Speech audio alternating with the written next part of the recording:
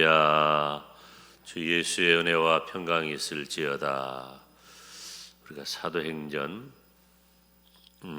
마지막 부분 우리가 읽었는데요. 바울이 로마를 향하는 그런 장면이죠. 로마서는, 그러니까 사도행전 후반부는 이렇게 바울이 회심을 하고, 그리고 우리 주님이 말씀하신 대로 예루살렘과 온 유대와 사마리아와 땅끝까지. 여기 땅끝은 어디냐? 대체적으로 스페인이라고 보는 견해가 상당히 많아요. 그 시절이니까. 근데 우리들이 영적인 의미로 보면은, 그리고 우리 주님의 복음의 의도로 보면은 온 세상을 말하는 거겠죠. 그럼 지금 땅끝은 어딜까? 지금도 땅끝이 여러 가지 의미로 이해되고 설명이 됩니다. 새벽 시간에 그 땅끝에 대해서 말할 그런 여유는 없기 때문에 기회가 되는 대로 나중에 다시 말씀을 드리기로 하고, 어찌됐든 이 사도행전 후반부에는 그렇게 우리 주님이 말씀하신 대로 이제 예수 그리스도의 복음이 이스라엘을 지경을 떠나서 요즘으로 말하면은 선교적인 역사가 시작이 되는 거예요. 그 일에 쓰임 받은 사람들이 아주 많지만 대표적인 인물이 사도 바울입니다.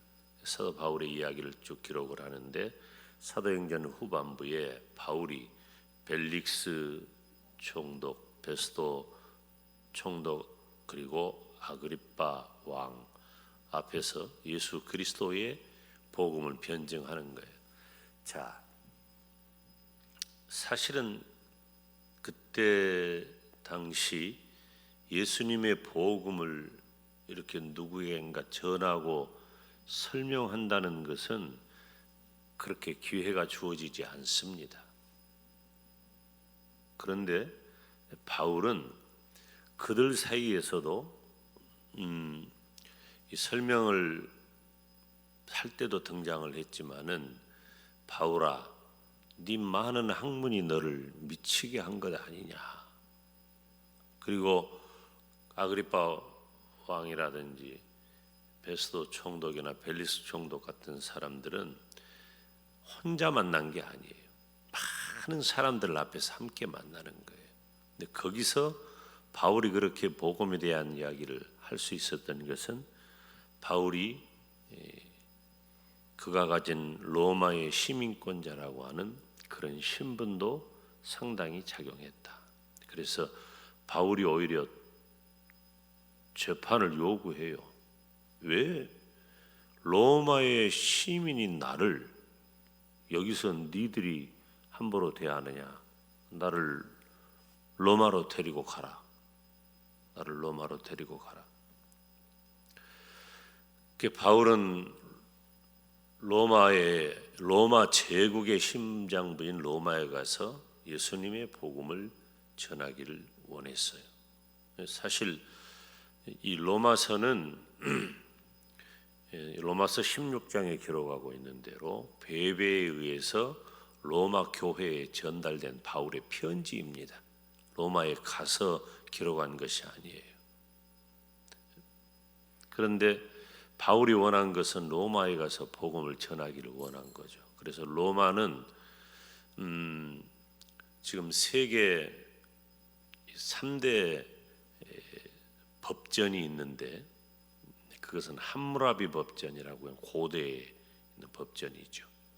그리고 로마의 법전이에요. 그리고는 독일의 법전이죠. 그런데 이 로마는 법의 나라예요. 법의 나라이고, 그때 당시는 헬라 철학이 지배하고 있어요. 그래서 변증이 굉장히 성행했던 시절이에요. 그래서 누군가와 변론을 하고 변론을 통해서 결과를 도출해내는 그런 형식이 그때 당시에 일반적이었어요. 바울은 너무 잘 알죠.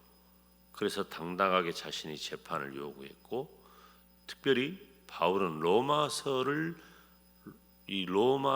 기록해서 로마에 보내면서 그 내용들을 살펴보면 매우 법리적이고 신학적이고 그리고 논리적인 그런 서술을 하고 있는 것을 봅니다. 그러니까 로마는 로마답게 글을 써서 보낸 거죠. 그래서 어떤 이는 이런 표현을 해요. 모든 성경이 반지와 같다면 로마서는 그 반지의 보석과도 같다. 그렇게 표현하는 분이 있어요. 그만큼 로마서가 복음의 정수를 담고 있는 것이고 오늘날도 많은 주의 종들과 신학자들에 의해서 연구되고 설교되는데 한도 끝도 없이 그렇게 깊고 오묘한 진리를 담고 있습니다. 그런데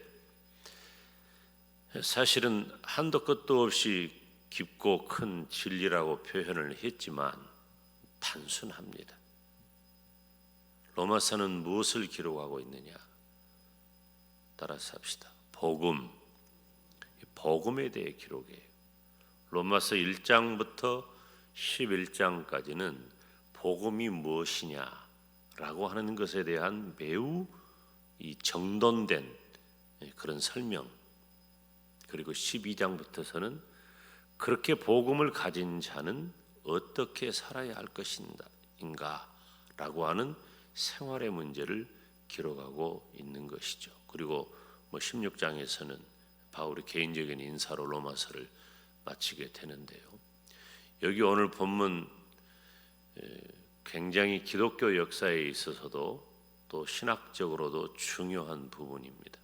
우리가 잘 알고 있는 어거스틴 같은 경우 오늘 본문인 로마서 1장 17절 말씀을 보고 그리고 마틴 루터와 같은 경우 오늘 본문 로마서 1장 17절 말씀을 보고 그가 깨어서 정신 차리고 돌아오고 종교개혁이 시작되는 그런 장면이 바로 오늘 본문의 내용입니다. 복음이라고 하는 것은 유대인들 입장에서 보면은 다른 사람 것은 상상도 할 수 없어요.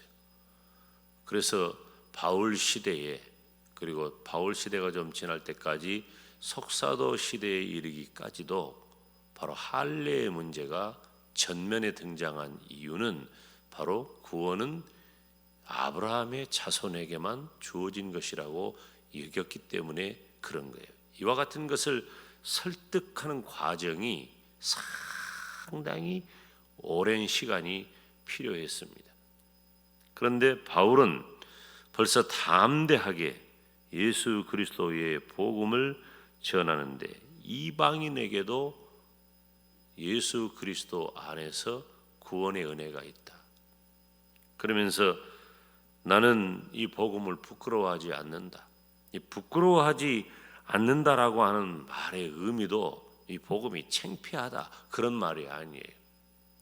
내가 이 복음을 전함으로 내가 어떻게 될 것, 너희들이 이 복음을 유치한 것으로 여기거나 혹은 열등한 것으로 여기거나 혹은 너희들이 섬기는 다양한 잡신들에 비하여 이 복음에 대해서 가치를 몰라주거나 혹은 내가 이 복음을 전함으로 내 생명을 위협받는다 할지라도 나는 복음을 부끄러워하지 않겠다.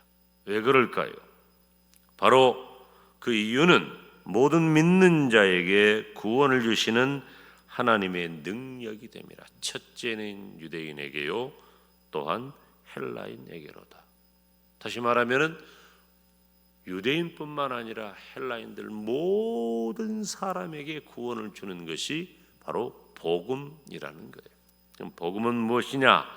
하나님의 의가 나타나서 믿음으로 믿음에 이르게 하나니 기록된 바 따라서 합시다. 오직 의인은 믿음으로 말미암아 살리라.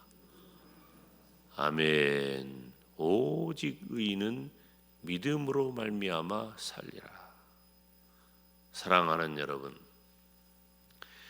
지금 저와 여러분이 이 시간에 이렇게 하나님 앞에 나와 예배하고 기도하고 말씀 듣고 우리가 구원받은 하나님의 백성이라고 하는 사실을 늘 확인하고 기뻐하고 감사하고 감격할 수 있는 이유는 바로 복음 때문이에요. 복음이 우리들에게 주어졌기 때문입니다. 바울은 그와 같은 사실을 너무나 잘 알았기 때문에 로마의 심장부로 들어가 기꺼이 순교의 길을 택했던 것입니다. 지금 이 시대에도 예수 그리스도의 복음이 필요로 한 자들이 우리나라에도 80%예요. 그보다 더 될지도 몰라요. 아니, 더 돼요. 지금 기독교 인구가 통계적으로도 계속해서 하향 추세에 있기 때문에 과거에 우리가 1200만 성도라고 그랬어요. 전 국민의 25%가 예수님 믿는다 그랬어요. 제가 우리 영광에 와가지고 우리 영광에 1만 성도라 그랬어요. 근거 없는 얘기는 아니에요. 제가 그렇게 표현을 한 것은 우리 영광 지역에 있는 교회와 성도들을 다 보는 거죠. 지금은 어떻습니까? 설령 그와 같은 수치가 여전하다 할지라도 아직도 예수 그리스도의 복음을 필요로 하는 이들이 너무너무 많다는 거예요. 왜 젊은이들이 신학교를 가야 하고 왜 교회는 개척을 해야 하느냐? 교회가 이렇게 많은데 목사가 이렇게 많은데 그런 소리 할 필요 없어요. 아직도 예수님을 안 믿는 사람들이 이렇게 많기 때문에 주의 종이 필요하고 교회가 필요하다 하는 거예요. 세계적으로도 마찬가지.